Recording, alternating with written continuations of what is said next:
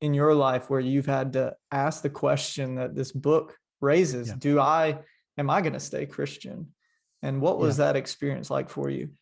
So for me, there have been probably literally thousands of those moments. Yeah. But the first one came very early. I grew up, in a very conservative family, but I was really interested in science. I still am. I love to read about science, um, and I thought that evolution made a lot of sense. I thought it was pretty obvious that the Earth was 14 billion years old, the way that the scientists said, and not 6,000 years old, the way that they taught me at church.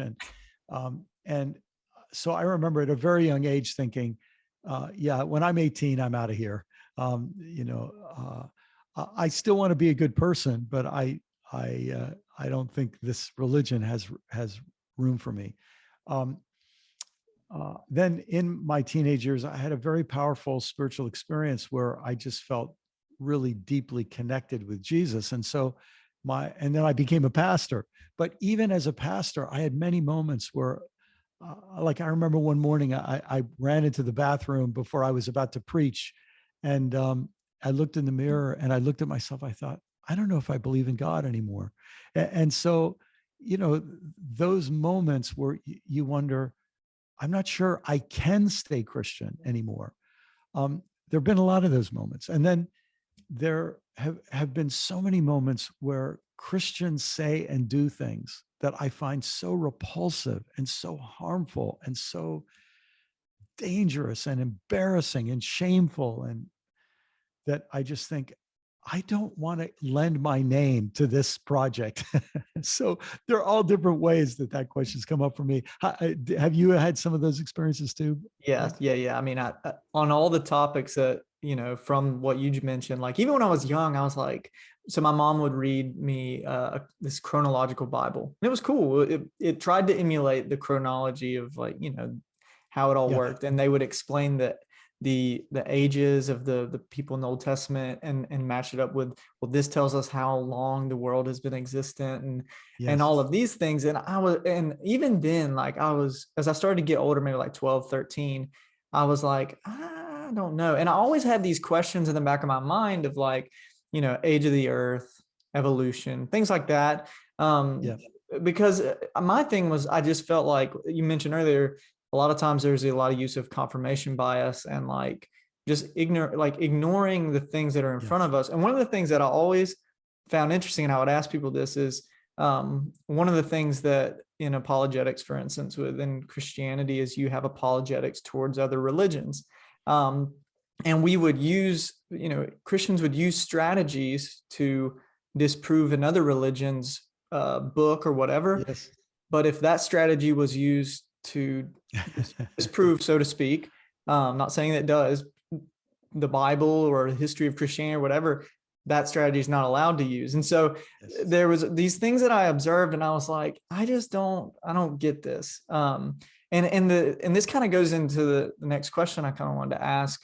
For me, what I have found is that, and I mentioned that idea of like shock value. There's this like kind of shock when you come to grips with your questioning, is that what I began to observe is my issues weren't necessarily with like the Christian faith in Jesus, like who Jesus was, the way of life that he presents, the things that he calls us to do and be. My issues weren't with that. My issues were with how things were defined for me. Yes. And what it looked like for me in my life to have an evolving faith. Yes. And I really struggled with that. Do you feel like that's something that's very true for people, that it may not be issues with Jesus? And I'd love to talk about Jesus in a second, but have you found for many people, there's a real struggle with this tension of like evolving faith and abandoning faith? Yes. So someplace in the book, I make this comment that there's this underlying assumption that's shared by probably a vast majority of traditional Christians. And the assumption is that Christianity was revealed by God, that all the information is there in the New Testament.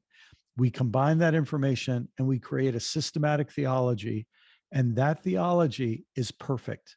Yeah. There's nothing wrong with it. There's no flaws in it. There's nothing missing from it. It's everything that we need that's available to us. And uh, and so what I said later in the book is that version of Christianity is either perfect or has to pretend to be perfect, because it's not allowed to admit that we probably have a lot of things wrong and we've got a lot of room to grow. And our ancestors, we know they were wrong about some things, and not but we have to pretend as if we've got it all right now. Yeah. And what's so ironic about this is, like, there's a passage in the Gospel of John where Jesus says, "Hey guys, there's a lot more I'd like to tell you. You're just not ready for it yet. The Spirit will guide you, as time goes on." Of course, I know what some people will say. Yes, the Spirit guided Paul and he answered all those questions. So now there's nothing more you need to learn, right? But I think the Bible itself gives us an example of an evolving faith. And in fact, I even think we could talk about this if you want. There's a couple of fascinating examples in the Gospels where Jesus, I think, models an evolving faith. And so I think that's very much what we need. And in some ways, the yes part of this book is saying it's one of the ways it's possible to say, yes, I'm going to stay Christian, is by acknowledging that this faith is an evolving faith and that we're allowed to learn from our mistakes and say, we have been wrong about so much, and we're humbled by that. And we want to keep learning and growing. Yeah, I'd love to hear some of the observations that you have on Jesus and well, there are two times in the Gospels where Jesus changes his mind, and they both involve women, interestingly. One is in John 2, when Jesus' mother comes to him. They're at a wedding, and she says, "Hey, they're out of wine." And Jesus, it sounds a little bit cheeky, he says, what does this have to do with me, woman? Or something like that, like, I never talked to my mom that way, right? And then she walks to the people nearby and says, "Hey, whatever he tells you, do it," as if to say, I know he's going to do what I want him to do. Yeah, Great. And he ends up doing it. Yeah. I think Jesus says, "My time has not yet come." And it's almost as if in her coming to him and saying that, he realizes, oh, yes, my time has come. Yeah. Yeah. So that shows Jesus having a realization as things unfold. An even more powerful example, you find it in a couple of the Gospels, but I believe it's Matthew 15. I may be wrong on the chapter number at the moment, but it's the story of Jesus and the Syrophoenician woman, or the Canaanite woman, as she's called by Matthew. And this woman who's not a Jew comes to Jesus asking for help, and he keeps turning her away, using language that's impossible to make not look prejudiced. And then she is persistent, and she has great answers to his rebuffs. And then he says, "Woman, you have great faith, and what you need will happen."